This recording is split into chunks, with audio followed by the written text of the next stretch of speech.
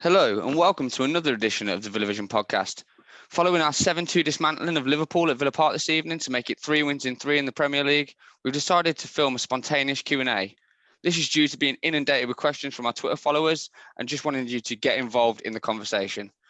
As normal, I'm your host Dan Craythorne, and as usual, I'm joined by Jake Alvarez. Hi Jake, how are you, mate? What a night. Unbelievable, mate. Absolutely just dreamland stuff, isn't it? My word, yeah. Yeah, it got to the point where after this, like the third one when they scored, it felt real. When they scored, when it went 2-1, it felt real. And then when we got the third one, yeah, I had to pinch myself and said, "Is this real? Are we not capitulating? We're actually going on and attacking still?" And it's just a fantastic night, wasn't it? Yeah, amazing, mate. To be honest. Yeah. So due to the fact that we've had such a great night, we've decided to film this spontaneous Q&A. We put out a tweet about 2 hours ago or so, asking for questions, thinking we'd get maybe one or two, and we've actually got inundated with about 20 or so questions. So what we're going to do, we're going to split it into 3 parts. So in this part, we're going to deal with 7 questions, and then we'll then answer the other questions in different parts just to split it out for the listeners. So we'll go with the first question. This one is about Ezri Konsa, and this is from a user called Gary Walls. So at Gary Walls on Twitter. Thank you for the question, Gary. So it's the first question is, should Ezri Konsa be in the England squad? And I'll let Jake answer that one first. For me, that's quite an interesting one. I think Ezri Konsa, I'm going to make a big statement here. I think since lockdown, Ezri Konsa is the most improved player in the Premier League. Not just Villa, in the Premier League itself.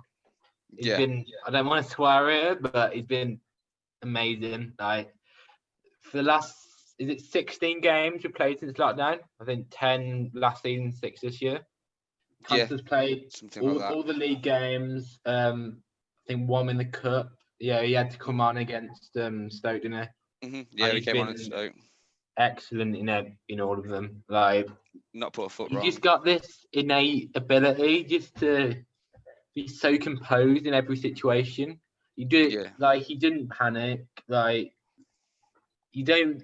I think the term Rolls Royce defender gets thrown around a bit too much for me, like in analysis. But I think Konsa's just the epitome of that. Yeah. Like he's so good bringing the ball out of the fence, can calm on the ball, can put in a good challenge. He's actually stronger than he looks as well. He can compete against big strikers. Like he did really well against Firmino today. Like Firmino had to be subbed off 60 minutes into the game for James Milner because Konsa did such a good job against him. He wasn't doing anything. It's the last thing you do. Firmino out the game today. Yeah, the last thing you do. Firmino had 1 chance. That's about it. Yeah, and it's one of those where with players like that, with players like Firmino, they can sometimes it doesn't take them. They can do nothing all game and then have 2 or 3 opportunities and capitalize on them. But he didn't even give. I can't remember. I can remember the one thing he did do was put someone through, didn't he? I think he put someone through. Or did he get put through? I'm not entirely sure. He did a 1-2 and someone got put in, and then Martinez made a brilliant save, just made himself big. Yeah. Other than that, I can't remember a great deal where they cut us apart. The 2 goals they got were in a sense could have dropped anywhere. The fact it dropped to Salah when he's 10 yards out just is unfortunate. It's not a defensive error. It's not Target, not Konsa, not Mings, or not Cash. The defense didn't really do anything. The only thing they did make was the error from the goalkeeper. That's the only thing that I'd say that they did particularly wrong, but it didn't even come to anything. So going back to the question in regards to Konsa being in the England squad, whether he deserves it on form, 100%. When you look at the other defenders, what you have to do is just compare him to the other defenders and what he's done compared to them. And what he's done, in my opinion, is we've got the best defense we were the best defense since lockdown to the end of the Premier League. The difference between our defense is him and Mings being a centre half partnership. We were sort of trying to hit everybody there, and now that they've settled down, we don't look like a team that's going to concede loads of goals. We look like a team looks hard to break down, and I think that maybe the England squad's a little too soon because it's not the consistency perhaps that especially Gareth Southgate's. Well, as we know, Gareth Southgate's extremely picky with who he puts in the England squad, apart from Mason Mount and co. He won't put Grealish in no matter what he did. And I think that we won't see Konsa for a while, but we've seen that Gareth has been at a couple of the Villa games where Konsa's played and been class, and there must be something in his head, especially due to the centre-half situation we've got at the moment. Maguire was, as I'm sure most people who's watching this will know, Maguire was awful today. And if you look around the England centre halves, there's not many, is there really? They're really challenging. Can you name someone better than Konsa at the moment, right now, right this second? Mings. I mean, but again, if it might sound strange for me to say, but if I was going to pick the better out of the two at the moment, I mean, it's slightly unfair on Mings, but out of the two, Konsa I think has been. I can't remember him making a mistake. In a way, like I can't remember him ever. So I think Ming sometimes has a tendency to get relaxed too much on the ball and he gets caught sometimes. Yeah. Whereas Mings, I mean Konsa, sorry, I don't see him doing that. So I think Konsa will be in the England squad, whether it will be now or I think personally it should be in the next squad because everyone said to Villa, "Oh, you played the two worst teams." Well, we've just played the best team in the world, club team in the world, pretty much. They're the world champions. If we've just played the world champions and done the same thing to them,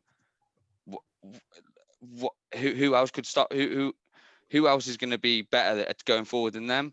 And I think that. So yeah, I think maybe not now, but 100% he'll be in the England squad sooner rather than later. I just realised I haven't even answered the question. I've been going on about it. For me, I think he makes the Euro 20. Is it 2021 or 2020? 2021. It is 2020, but it's 2021 because it was supposed to be this year, and then they've put it back to next year. I think the marketing is 2020, isn't it? I'll just say it's 2020 still, but it's for next year. It starts in next year. But yeah, so you think he makes that squad? Yeah, I think both him and Mings if he continues like this. Yeah. No, it's hard to disagree with that. So yeah, going on from there. So just to sum up, we both think that he will be in the squad sooner rather than later, but maybe the next squad that I think is announced in the next week or so, perhaps he won't be in that. The last one obviously hasn't been in. So the next one in announced this week, hasn't it? Yeah. So I mean, the next one that'll probably be announced in 3 months or so because it's usually roughly that. Perhaps it might be a bit too soon, but if we continue and we're in we're defending like the way we are, how can he not put him in? So yeah, that's a fantastic question. It's something that I was actually discussing with the people I was with when I was watching the game. They were asking, is Konsa English? And when they sort of said, who aren't Villa fans, and I said, well, why is he in it? Why ain't he in the England squad? And it's as good a question as any. I think the club is a big contributor to that, isn't it now? So, but yeah, to answer that question for us, I think that's a great question. But yeah, Konsa will be in there soon, I think. But yeah, another question again from Gary Wall is actually a good one. It's from about Conor Hourihane. So what now for Conor Hourihane? And if I can just answer this one really quick, I think it's quite an open and shut question. This one, I think he stays because it's he would be the next person in line for that spot. And I mean, how many times in a season do a centre midfielder get injured, banned, needs a rest, or anything like that, or perhaps is not playing as well as they normally would? Then Conor Hourihane is the perfect player to fit straight in because he's got the right mentality to not be sulking and upset that he didn't play from the start. And I think that, or he was not number one choice. And I think that he's the type of player that does keep getting better. It's not one of them players who stays still and you know what you're going to get from him. He keeps adding things to his game and he keeps improving things in his game. So for me, Conor Hourihane stays as a squad player as the third choice centre midfielder, in my opinion, or fourth choice if you're considering a defensive midfielder. So he's the fourth choice defensive midfielder in my opinion, fourth choice centre midfielder. So I'd keep him. I don't know about what you think about Jay. I mean, that's a pretty open and shut one for me. I love Conor. Pretty much the same. I think he'll be annoyed he didn't play today. Mm-hmm. But I think it's difficult when you see that result. Where it was more for Barkley. I think there'll be certain games against the likes of Fulham, you West Broms, where maybe it is more suited to Conor than Barkley. Yeah. Because we're going to have those set pieces, going to have more control of the game. They're going to sit in. Yeah, but games against the likes of Liverpool, Man City, Chelsea, I think you do need a bit more. Well, obviously Barkley can't play against Chelsea, but say Spurs, for example. Obviously Barkley can't play against Chelsea, so for me, those are the games where you need Barkley's athleticism. Yeah. Rather than kind of say poise and wander with the left foot, more so. So I think those are games for Barkley, and then others are games for Connor. I think he will still get quite a lot of game time this year. Yeah, I agree. I think Dean Smith trusts him.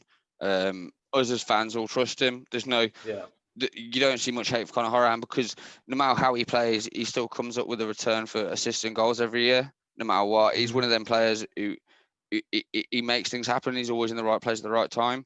And I think even no matter what, so everyone questioned, he did it in League One for Barnsley. Then he came to the Championship. He started continuing doing it in the Championship. Then we bought him, and everyone was thinking, can he do it for a club that's bigger?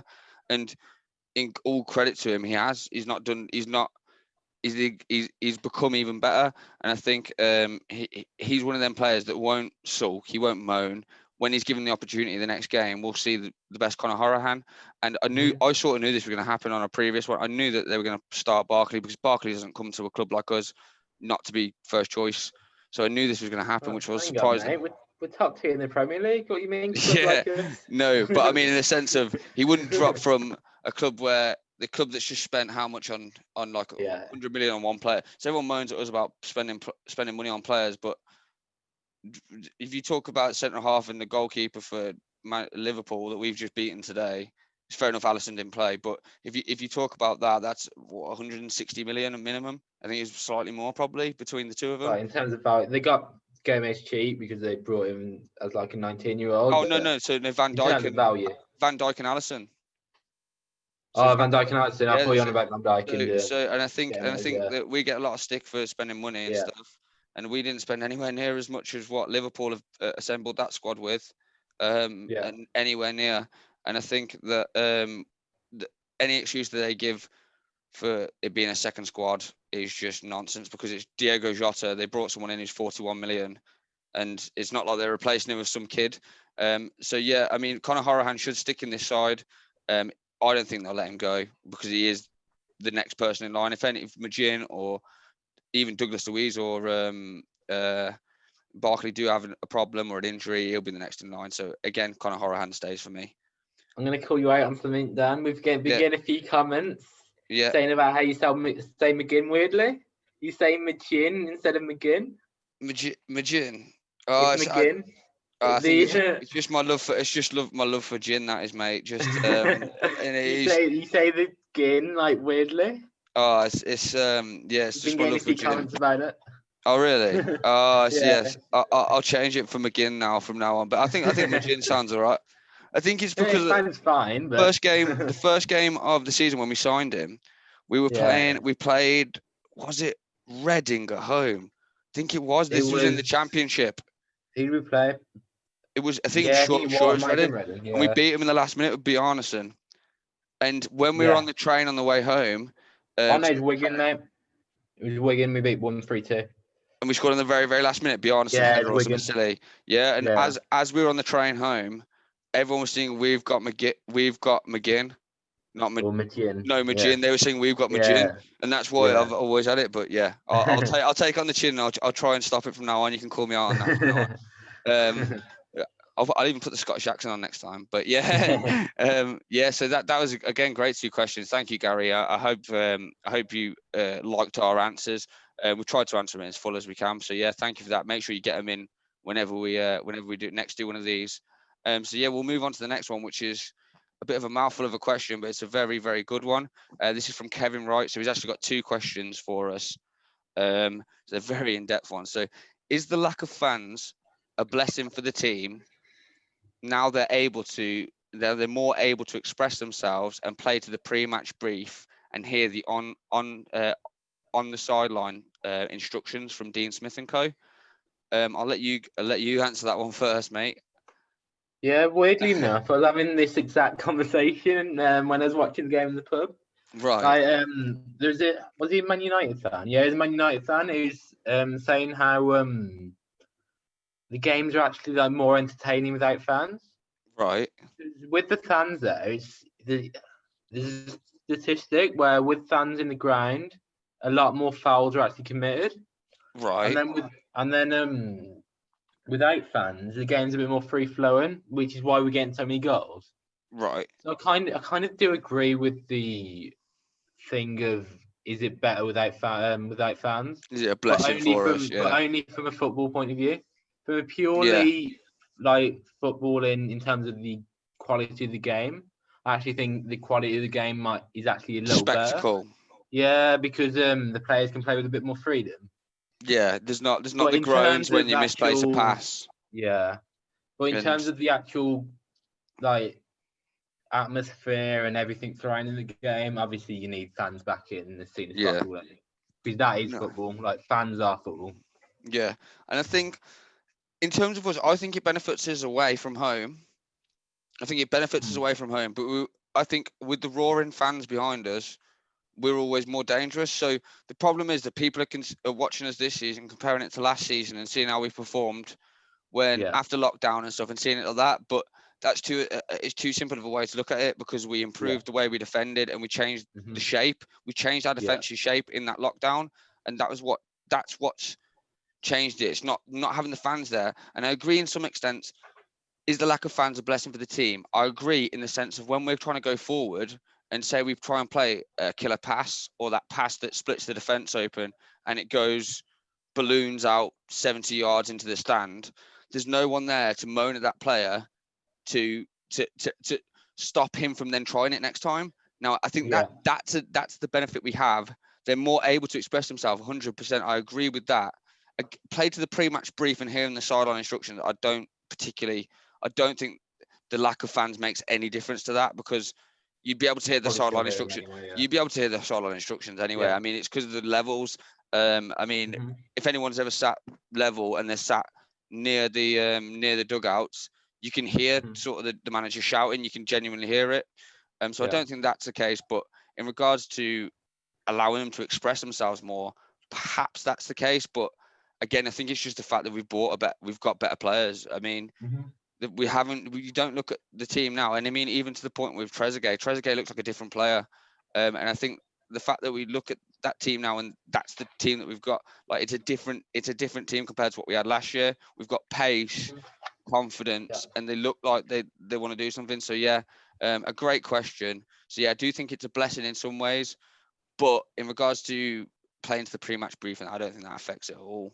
But yeah, it's a fantastic question, Kevin. So we've also got another one from Kevin, which is another great question, which is good, because usually, I mean, when you ask for these Q&As, sometimes you get some scattered good ones and bad ones. I mean, everyone we've actually received that we've read through tonight, everyone's really good. So we've had to try and put some thought into it. So yeah, so moving on to our fourth question from Kevin. So given the relatively modest investment in new players, so more quality over quantity, does this mean Villa drastically underachieved last season? Or does it highlight the difference between the best and worst teams, and it shows that they're very marginal? Would you like me to answer that one, or do you want to go first? Or I'll go first. Yeah, no problem. I think I do agree with the last part. I think football's a funny game, isn't it? You only have to look at the results in the past couple of weeks. Yeah. West Ham beat Wolves 4-0, then Leicester beat Man City 5-2. Then West Ham beat Leicester 3-0. We beat Liverpool 7-2. Except it's been mad, hasn't it? Yeah, it's just been all over the shop, hasn't it? Yeah. I mean, and I think last year, what's so shocking about it is because last year there was a massive divide. I mean, Liverpool obviously ran off with it, but I mean, even below them, Man City was sort of running off with it in the second place, sort of thing. There was nobody, there was no real challenge for them at second. And I think due to the fact that this year everyone's beating everyone. Any team that you see that you think, I mean, the few teams that I've thought that maybe struggle this year was Burnley and the other one was, I think it was Fulham. Oh yeah, I think Fulham are dead and buried. I don't think they're doing anything. But I mean, in the sense of the above Fulham, everyone else has got a chance. I think. I thought Newcastle, Burnley were going to struggle, and Newcastle come out. Right? Yeah, well, Newcastle started right, and then they got buried the next week, like 4-0 by I think it was Southampton or someone not. No, they lost to Brighton. Yeah, so I mean, Brighton are a good side, but they're not the level that I think they would beat a team like Newcastle 4-0. So But I then mean, Newcastle won yesterday 2-0.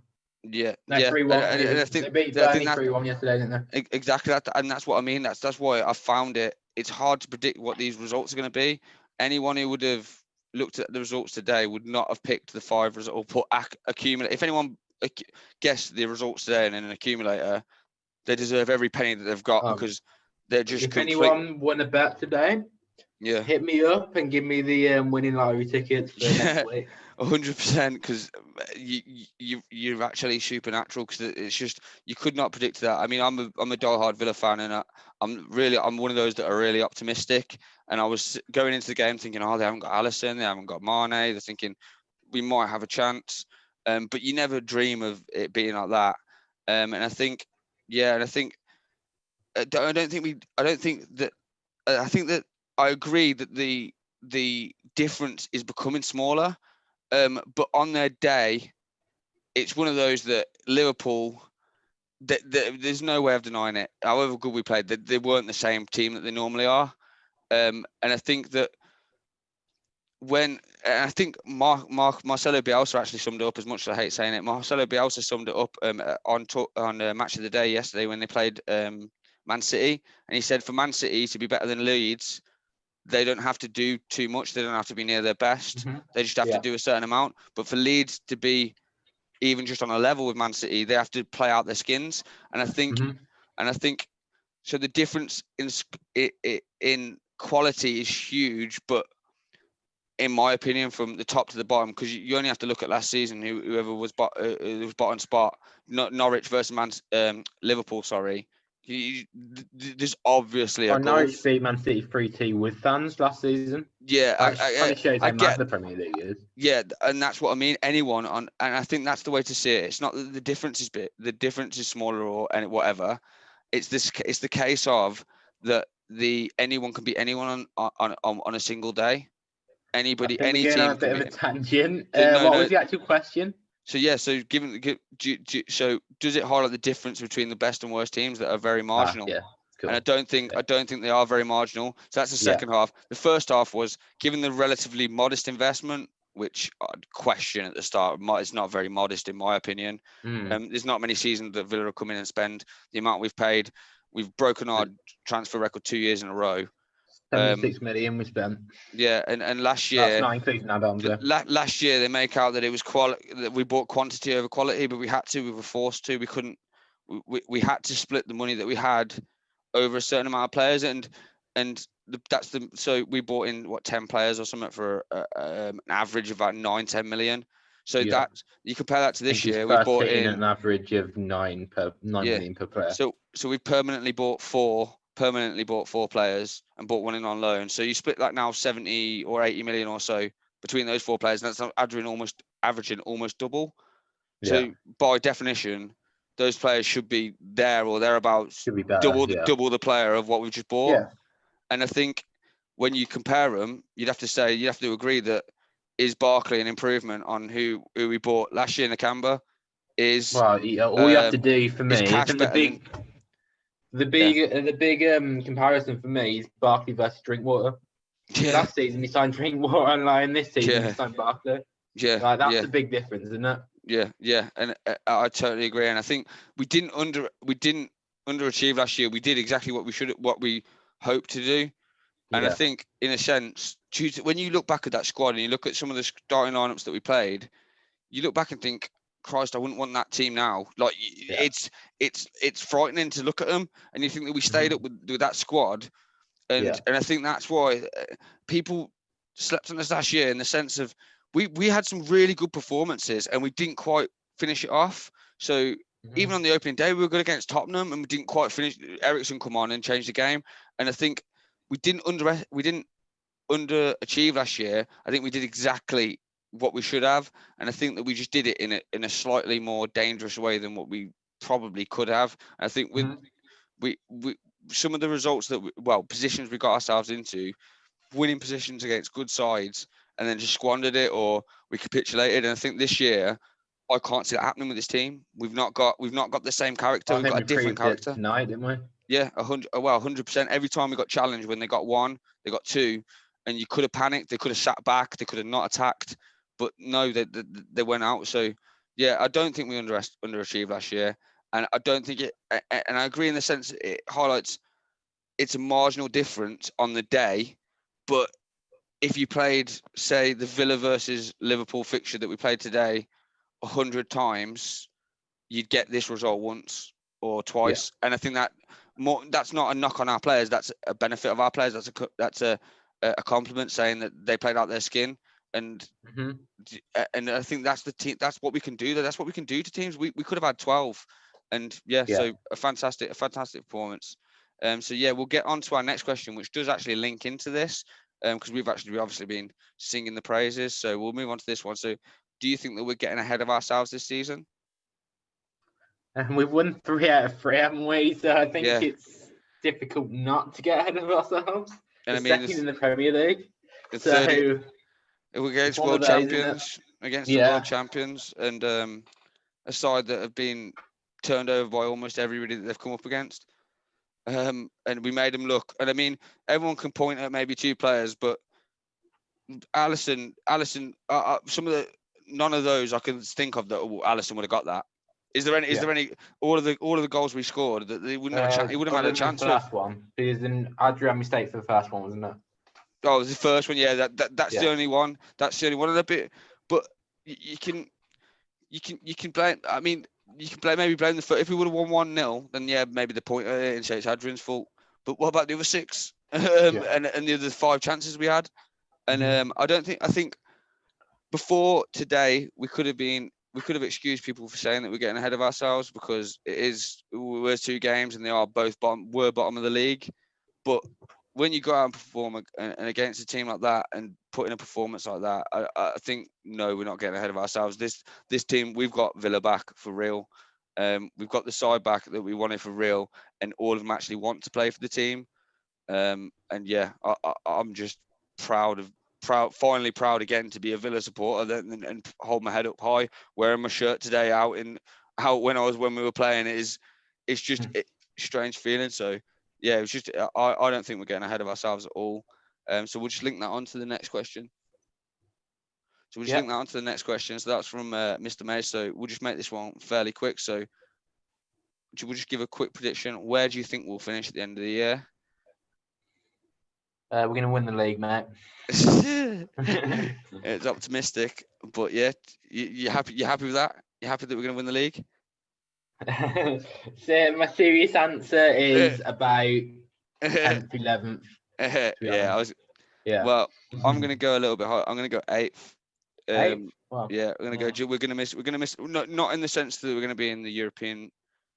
Like, we're going to be attacking the European spots. I just think that we'll be about 8th in regards to we'll just be comfortably in the top half. That's how I mean. So we're going to be more close to 10th than we are to 6th in that sense, if you know what I mean. But I think, optimist. Well, yeah, I mean, I wasn't. I mean, if we're playing against Liverpool, Liverpool are the best team in the league. Would you not say? Yeah, I'm gonna say 10th. To be honest. 10th, yeah. So I mean, that's what I mean. I mean, you look at the way I do it. You don't look at the squads that are better. You look at the teams that are worse. And I can think of quite a few teams that are worse than us now. I mean, Ollie Watkins makes a huge difference just running in behind. You can be as good a defender as you want. If you haven't got pace, if you ain't got pace and you're playing against someone who's got pace, it doesn't matter how good you are. They're gonna at least once in a game they're gonna get the better of you just via pace. Not even for skill, but when you've got the skill to back it up as well and the quality, it's going to cause teams absolute nightmares. And you got people like Barkley, Grealish, Traore to come in, of course, McGinn, Horahan, all providing for him and creating assists and putting corners in and free kicks. And he's going to get. I'm going to stick my neck out and say he's going to get 15 goals this year because he's got 3 now. Watkins. Yeah, he's going to get 3. He's got 5 now. So. Where we think we'll finish, I think we'll finish 8th. So yeah, thank you for that question, Mr. Mace. And yeah, thank you. That was a good question, and one that does link in with MAVFC, who put, "Are we getting ahead of ourselves last year?" So thank you both for those questions. They were both great questions, and we'll just move on to that our 7th question. So what do you think the floor and the ceiling is for Villa this season in regards to the league? And that's from Keep Proglong. So thank you for that question. Do you want me to answer it first? Yeah, so if you want to go ahead with that one. I think so obviously ceiling is, I think we can finish as high as 7th and as low as about 12th. I think we'll be in the 7th, 12th range. Right. Okay. So that's quite a narrow, tight. Yeah. Yeah. So I think our squad, we've got a good squad this year, but it's not as stacked as I'd like it to be. So if we, for God forbid, touch wood, Grealish, Mings, and say Watkins got injured, we'll be in big trouble. And I genuinely believe that. And I don't mean that in a way that's pessimistic or horrible to our reserve players or sub players. I just don't think that we haven't got the squad at the moment to deal with something like that. So that's why I think that the floor could be not relegation. I don't think we've got too much to be relegated this year. I think we could finish 15th or so if if we have injuries and if we have problems and stuff. The highest, I can't see why we couldn't get to 6th. I really don't. Yeah. It's being optimistic, but you've got to be. And I mean, the sense of, you look at teams this year, and at the moment, everybody is beating everybody. It's not a sense of there's like a top. Whereas before, when I was growing up, there was a top 4, and the top 4, you pretty much played them, you lost. And now it's changing in the sense of that anyone can beat anyone. Leicester go and beat Man City last week, and then go and get hammered by West Ham, and you think, how has that happened? And it's just what football is at the moment. It's just completely unpredictable. I just think it's such an open league this year, and it could be I genuinely think it could be one of the best Premier League seasons we've had for ages. Yeah, no, I agree, and I think it's one of the most optimistic I've ever been for Villa in a long time. So I think that pretty much sums up the podcast. Unless there's anything you want to add to it, Jake. No, it's good. We're going to do part 2 and part 3 for the questions, aren't we? So this is just the end of part 1. There's going to be more to come. We're going to answer more questions for you. Yeah, we're gonna make sure everyone who commented on our Twitter sort of status sort of thing, we're gonna make sure that everyone's is answered, and we'll make sure that that everyone gets mentioned on air for you. Thank you for all our questions, and thank you Jake for joining me. Yeah. After an unbelievable night, a fantastic night in Birmingham, 7-2 against the world champions. So this is the end of part 1. Thank you all for joining us again. Subscribe on YouTube, follow us on Twitter, follow us on subscribe on YouTube, sorry. Get us on Spotify, Apple Podcasts, whatever your podcast provider is. We're available on most. And we'll see you next time on part 2, and we'll answer more of your questions. So cheers guys.